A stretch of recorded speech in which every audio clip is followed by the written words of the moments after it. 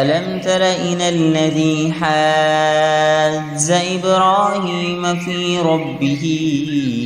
أن آتاه الله الملك إذ قال إبراهيم ربي الذي يحيي ويميت قال أنا أحيي وأميت قال إبراهيم فإن الله يأتي بالشمس من المشرق فأت بها من المغرب فبهت الذي كفر والله لا يهدي القوم الظالمين أو كالذي مر على قرية وهي خاوية على عروشها قال أنى يحيي هذه الله بعد موتها فأماته الله 100 عام ثم بعثه قال كم لبثت قال لبثت يوما أو بعد يوم قال بل لبثت 100 عام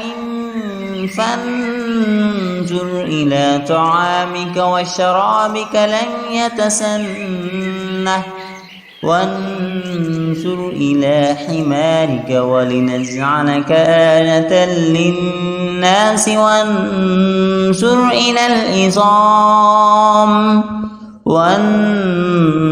إلى العظام كيف ننشزها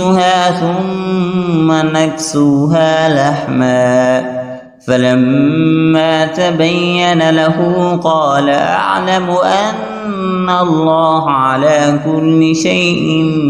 قدير وإذ قال إبراهيم رب أرني كيف تحيي الموتى قال أولم تؤمن قال بلى ولكن ليطمئن قلبي قال فخذ 4 من الطير فصرهن إليك ثم اجعل على كل جبل منهن جزءا ثم ادعهن يأتينك سعيا واعلم أن الله عزيز حكيم.